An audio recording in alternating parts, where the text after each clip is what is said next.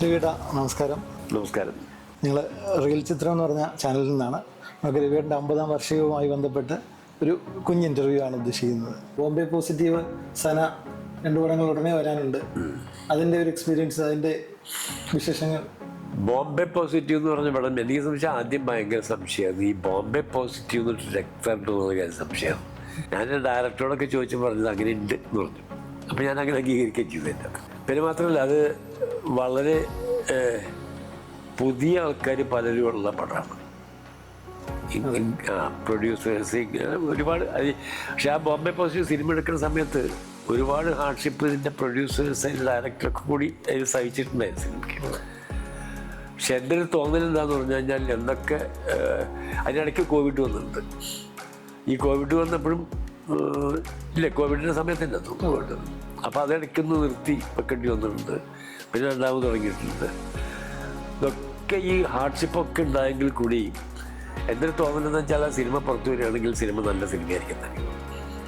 എന്താണെന്ന് വെച്ചാൽ ഒരു എല്ലാവരും കൂടിയുള്ള വലിയൊരു കോമ്പിനേഷൻ ഇതിൻ്റെ അകത്തുണ്ടാകും. ഞാൻ പറഞ്ഞ ഈ ഡയറക്ടർ ആൻഡ് ആർട്ടിസ്റ്റുകളിലുള്ള ഒരു കോമ്പിനേഷൻ, അങ്ങനെ അത് അതിൻ്റെ അകത്ത് ഒരു വലിയ ഗുണം ചെയ്യുന്ന എനിക്ക് തോന്നുന്നു. പ്രതീക്ഷയുള്ള നല്ലൊരു സിനിമയായിരിക്കും. പ്രതീക്ഷ നല്ല സിനിമയാവുമെന്ന് തോന്നുന്നു. വെച്ചാൽ വലിയ ഗംഭീര ഹൈ ക്ലാസ് എന്നൊന്നും ഞാൻ പറയില്ല, പക്ഷേ സാധാരണ കുടുംബത്തോടു കൂടി കാണാവുന്നൊരു സിനിമ ആയിരിക്കും എന്നുള്ള കാര്യത്തിലാണ് എനിക്കൊരു എൻ്റെ ഒരു വിശ്വാസം. എങ്ങനെയാണ് ഈ ബോംബെ പോസ്റ്റ് എന്ന് പറഞ്ഞാൽ, ഞങ്ങളൊരു കോവിഡ് കാലഘട്ടത്താണ് ശരിക്കും അതിൻ്റെ ഫസ്റ്റ് ഷെഡ്യൂളൊക്കെ ചെയ്തത്.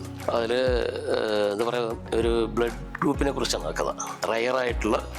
വളരെ റയറായിട്ടുള്ളൊരു ബ്ലഡ് ഗ്രൂപ്പാണ് ബോംബെ പോസിറ്റീവ്. അത് വളരെ സ്ട്രഗിൾ എടുത്ത് ഞങ്ങൾ പടം ചെയ്തത്. ഇപ്പോൾ ഈ മാസം ലാസ്റ്റ് ഇറങ്ങുകയാണ്, 30 ഇറങ്ങാൻ പോവാണ്. അതിൽ പാട്ടുകളെല്ലാം വിജയ് യേശുദാസും വിനയ് ശ്രീനിവാസൻ അങ്ങനെ രഞ്ജിൻ്റെ മ്യൂസിക്കിലാണ് അതൊക്കെ ചെയ്ത് കഴിഞ്ഞു. 1 മില്യൺ കവർ ചെയ്ത് പോയിട്ടുണ്ട്. അതിൽ പറയുകയാണെങ്കിൽ, ഇപ്പോൾ രവിചേട്ടനെ കുറിച്ച് പറയുകയാണെങ്കിൽ, ലുക്മാൻ്റെ അച്ഛനായിട്ടാണ് രവിചേട്ടൻ അതിൽ ചെയ്തിട്ടുള്ളത്. നായകൻ്റെ അച്ഛനായിട്ടാണ്. വളരെ ഇമോഷണലായിട്ടാണ് ആ പടം ശരിക്കും ജനങ്ങൾ കണ്ടു കഴിഞ്ഞാൽ കണ്ണ് നിറഞ്ഞിറങ്ങുന്നു. ചേട്ടൻ്റെ ആ ഏരിയ കാരണം എന്താ പറയുക, ഞാൻ കഥയിലേക്കൊന്നും കിടക്കുന്നില്ല. പക്ഷെ എനിക്ക് അതിൽ ആദ്യം കിട്ടിയത് മഹാഭാഗ്യം എന്ന് പറയുന്നത്, ഈ മഹാനടനെ അല്ലെങ്കിൽ എന്താ പറയുക ജീവിച്ച് കാണിക്കുന്ന വ്യക്തിയെ എനിക്ക് കിട്ടിയതിലാണ് ഏറ്റവും വലിയ ഭാഗ്യമായിട്ട് ഞാനത് കാണുന്നത്. ഒട്ടനവധി ആർട്ടിസ്റ്റ് ഉണ്ടായില്ല, ജയശേഷനും മാത്യു അടങ്ങുന്ന സീനിയറായിട്ടുള്ള ആൾക്കാരൊക്കെ ഉണ്ടെങ്കിലും ഒരു സീനുണ്ട്, വീട്ടിലിരുന്ന് പൊട്ടിക്കരയുന്ന ഒരു സീനുണ്ട്. ഒരു മകളുണ്ട്, നായകനൊരു നിയത്തിക്കുട്ടിയുണ്ട്, ഒരു മകളുണ്ട്. ഭാര്യ മരിച്ച ആ അച്ഛൻ അവരെ സംരക്ഷിക്കുന്ന ഒരു വർക്ക്ഷോപ്പ് നടത്തിയിട്ടാണ്. അവിടെ ഇരുന്നിട്ട് പറയുന്നത്, ഇനി അവൻ്റെ ചോരയും കൂടെ ജീവനും എടുക്കാൻ വേണ്ടി കാത്തിരിക്കുന്ന അതിന് ഇനി അവൻ്റെ ചോര വേണമെങ്കിൽ പോയിട്ട് ചെല്ല് എന്ന് പറയുന്നുണ്ട്. അതൊരു സീന് വീണ്ടും ഞങ്ങൾ അവർക്ക് എപ്പോഴും പറയും, ആ സീൻ ഇപ്പോൾ കാണുമ്പോൾ ഭയങ്കര ഇമോഷണലാണ് കാണുമ്പോൾ. ഞാൻ അത് പറഞ്ഞു, ഇത് മതിയോ എന്ന് ചോദിക്കുന്ന ഈ മഹാനടൻ, ഞാൻ വേണമെങ്കിൽ ഒന്നും കൂടെ എടുക്കണോ എന്ന് ഇങ്ങോട്ട് ചോദിക്കുന്ന ഒരു വ്യക്തിയെ കിട്ടിയതിൽ ഏറ്റവും വലിയ കാര്യം. രവിയേട്ടനെ പോലെ ഇത്രയും സീനിയർ ആയിട്ടുള്ള ഒരു ലെജൻഡിനെ സാറിൻ്റെ പടത്തിൽ അടുപ്പിച്ച് 2 സിനിമയിലേക്ക് കിട്ടി. അപ്പോൾ സാറിനെ എങ്ങനെ മാനേജ് ചെയ്തു? സത്യത്തിൽ എനിക്ക് ഷിവറിങ് ഉണ്ടായിരുന്നു ആളുടെ ഫേസ് ചെയ്യുമ്പോൾ, സംസാരിക്കുമ്പോൾ. പക്ഷെ അത് ആദ്യത്തെ പടത്തിൽ എനിക്കിത്തിരി ഭയം ഉണ്ടായിരുന്നു അദ്ദേഹത്തിന് വരുമ്പോഴും അത് ചെയ്യുന്നുള്ളൂ. പക്ഷെ അദ്ദേഹത്തിൻ്റെ അഭിനയം എനിക്ക് പിന്നീട് കോൺഫിഡൻറ്റ് കൂടുകയാണ് ചെയ്തത്. അദ്ദേഹത്തിന് കുറേ സാധനങ്ങൾ എനിക്ക് പഠിക്കാൻ കിട്ടിയിട്ടുണ്ട്. അടുത്ത പടങ്ങളൊക്കെ എനിക്ക് അദ്ദേഹത്തെ കിട്ടട്ടെ എന്ന് ഞാൻ ആഗ്രഹിക്കുന്നു. തീർച്ചയായിട്ടും ഞങ്ങളും ധാരാളം സിനിമകൾ ഇനി ജീവിച്ച് കാണാം.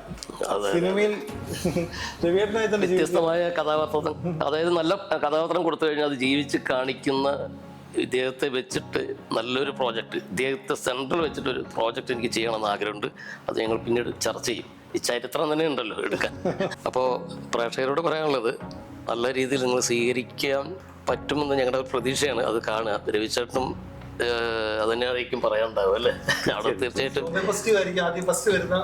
അതെ ആ ബോംബെ പോസിറ്റീവ് ആണ്. സനയുണ്ട്. സന നമ്മൾ എന്തായാലും ഡിസംബർ ഫസ്റ്റ് വീക്കിലേക്ക് ഒന്ന് പ്ലാൻ ചെയ്യുന്നുണ്ട്. എന്തായാലും ഈ വർഷം തന്നെ സെൻസർ ഇപ്പം ചെയ്ത് കഴിഞ്ഞിട്ട് അടുത്തേക്ക് വിടാനാണ്. ഒരു ഓഫിറ്റെന്നൊന്നും പറയാൻ പറ്റില്ല, പക്ഷെ അത് തിയേറ്ററിൽ തന്നെയാണ് ഞങ്ങൾ പ്ലാൻ ചെയ്യുന്നത്. ആ രീതിയിലായി എടുത്ത് നമ്മൾ നല്ല രീതിയിൽ, കാരണം അത്രയും കുട്ടികൾ വെച്ച് റിസ്ക് എടുത്തു എന്നുള്ളതുകൊണ്ട് അത് കാത്തിരിക്കുന്നു. ഒരുപാട് സംഘടനകൾ കാത്തിരിക്കുന്നു. അതുകൊണ്ടാണ്.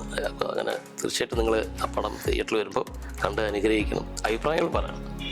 രവിയേട്ട, അപ്പം മുൻപോട്ടുള്ള പുതിയ പടങ്ങൾക്കും ബോംബെ പോസിറ്റീവിനും സിജോൻ്റെ പുതിയ വരുന്ന പടങ്ങൾക്കെല്ലാം ഞങ്ങൾക്ക് ഇനിയും ആരോഗ്യത്തോടു കൂടി പുതിയ പടങ്ങൾ ജീവിക്കുവാനുള്ള ആശംസകൾ ഞങ്ങൾ നേരുകയാണ്.